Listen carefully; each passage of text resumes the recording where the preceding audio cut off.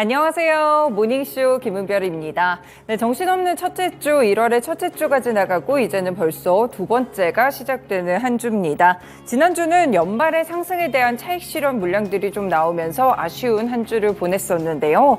뉴욕 증시 그래도 지난주 마지막 거래일 이 고용지표의 강세에도 불구하고 소폭의 상승으로 거래를 마치는 모습이었습니다. 네, 일단 이번 주에서는 미국에서 이 대형은행들을 중심으로 본격적인 실적 시즌이 펼쳐질 텐데요. 일단 시장에서는 전반적으로 괜찮은 호실적을 낼 것이라는 전망들이 나오는 가운데 4분기 실적뿐 아니라 1분기에 대한 가이던스까지 함께 주목해 보실 필요가 있겠습니다. 이뿐 아니라 이번 주에 또 CPI가 발표가 되면서 물가지표에 대한 향방도 첫 번째로 또 알 수가 있을 텐데요. 이를 포함해 연은 총재들의 발언까지 이어지니까요. 과연 어떤 영향들이 있을지 모닝쇼에서 함께 체크해 보시길 바라겠습니다. 네, 먼저 주말 중에 있었던 소식들 함께 보시죠. 네, 첫 번째 소식입니다. 일단 고용지표와 관련된 소식 전해드릴 텐데요. 미국의 노동부가 지난해 12월 미국의 비농업 일자리에 대한 부분을 함께 발표했습니다. 전월 대비 21만 6천 건 증가하는 수치가 함께 발견됐는데요. 로이터 통신이 집계했던 전무가 전망치가 17만 건이었기 때문에 이보다는 훨씬 더 웃도는 수치가 나왔다는 점 체크해 보실 수 있겠습니다. 미국 경제는 지난해 한 해 동안 보시면 270만 건의 비농업 일자리를 창출했다고 볼 수가 있겠는데요. 2022년 그러니까 전년 대비해서 봤을 때는 480만 건 정도 이 감소한 수치라고 볼 수가 있겠지만 노동시장의 회복력이 소비자의 지출을 뒷받침해주는 모습까지 나왔습니다. 결국에는 미국 경제가 지난해에는 불황을 피했고 올해 들어서도 성장을 지속할 가능성이 높다는 점이 현재 외신을 통해서도 함께 짚어지고 있는 상황인데요. 이 기간에 미국의 실업률 3.7%를 기록하게 됐습니다. 전월과는 변동이 없었고요. 전문가 전망치가 3.8% 정도였기 때문에 이를 0.1%포인트 하회하는 수치가 나왔다고 볼 수 있겠습니다.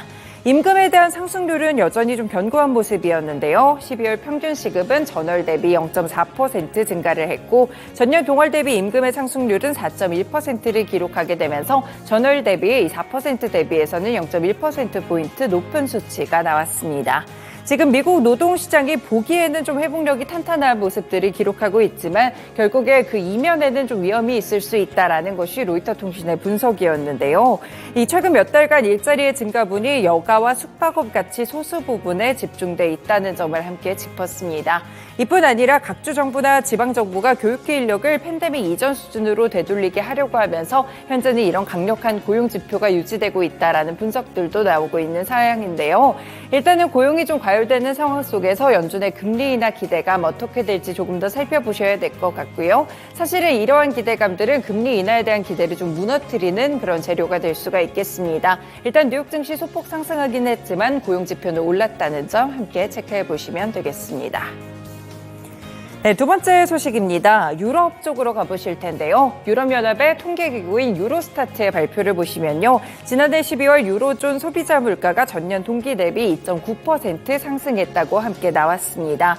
네, 사실상 보시면 11월 소비자 상승률이 2.4% 정도의 상승이었기 때문에 꾸준하게 둔화되던 이런 CPI가 이번 달에, 지난달에 다시 한번 반등을 했다고 보실 수가 있겠는데요. 그리고 물가의 기초적인 흐름을 보여주고 있는 근원 물가에 대한 상승률 역시나 11월에 보시면 3.6%에서 3.4%로 다소 축소되는 흐름이 나오기는 했습니다. 하지만 일단 이 전반적인 자료들을 봤을 때 블룸버그 통신 측에서는 유로존에서 목표하고 있는 물가 상승률 2%로 되돌아갈 것이라는 이 유럽 중앙은행의 예상이 굉장히 험난한 길이 될 것이다라고 현재는 보고 있습니다. 유로존 정부들이 에너지 보조금을 단기적으로 폐지하는 상황이라는 점도 함께 들었는데요. 그리고 이렇게 유로존의 CPI도 상당히 중요했겠지만 유럽 내에서 가장 큰 이 경제 대국이라고 볼 수 있는 독일의 이 12월 마찬가지로 소비자 물가 상승률이 3.8%를 기록하게 되면서 11월에 2.3%로 둔화됐다가 이번에 무려 1.5%포인트 가까이 폭등했다는 점이 또 눈에 띄고 있습니다. 결국에는 이 안정세를 유지하고 어떠한 금리 인하 결정도 유럽 중앙은행 측에서 서두르지 않을 것이다라는 시각을 봤고요. 앞서서 크리스틴 라가르드 ECB 총재도 비슷한 발언을 한 바가 있죠. 지난달에 기준금리 동결 결정 이후에 기자회견에서 ECB 이사들은 이번 회의에서는 금리 인하에 대해서 아예 논의하지 않았다라면서 선을 긋기도 했습니다. 결국에 유로존에서는 다시 한번 CPI가 좀 올라오고 있기 때문에 불안감이 가중되고 있다라고 볼 수가 있겠고요. 또 이번 주에 발표되는 미국 CPI까지 함께 연결해서 체크해 보시길 바라겠습니다.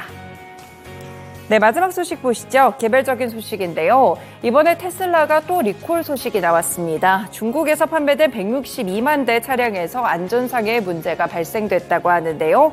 지난달 미국에서 자율주행 장치의 결함이 발견되는 등 벌써 세 번째로 대량 리콜을 단행하는 모습입니다. 네, 전반적인 외신 보도에 따르면 테슬라는 지난 5일 중국의 국가시장감독관리총국에 차량 162만 대를 리콜한다는 계획안을 제출했는데요.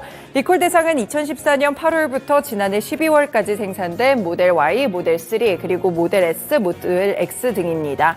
이번 리콜은 자동조향 보조기능 작동 가운데 운전자가 레벨2의 복합주행 보조기능을 잘못 사용해서 충돌 위험을 높일 수가 있기 때문에 실시되는 리콜이다라고 밝혔는데요. 이와 함께 2022년 10월부터 지난해 11월까지 수입이나 중국에서 생산된 모델 S, 모델 X 차량 7,538대에 대해서도 리콜 대상에 포함이 됐습니다. 일단 테슬라는 지난달 오토파일럿 기능을 수정하려는 미국 정부의 지시에 따라서 200만 대의 리콜을 단행한 바가 있었는데요. 지난해 5월 중국에서도 마찬가지로 110만 대를 리콜한 적이 있었죠. 현재 원격 소프트웨어 업그레이드를 통해서 이 리콜에 대한 문제가 있었던 부분들을 업그레이드 하겠다라는 방침입니다. 다만 이렇게 테슬라 계속해서 좀 리콜 소식이 전해지게 되면서 주가도 좀 지지부진한 흐름들을 이어가고 있는 상황인데요. 함께 개별적으로 체크해 보시면 되겠습니다. 네, 이렇게 오늘도 주말 중에 있었던 소식들 3가지 함께 살펴드렸고요. 다음으로는 시장 상황 보겠습니다.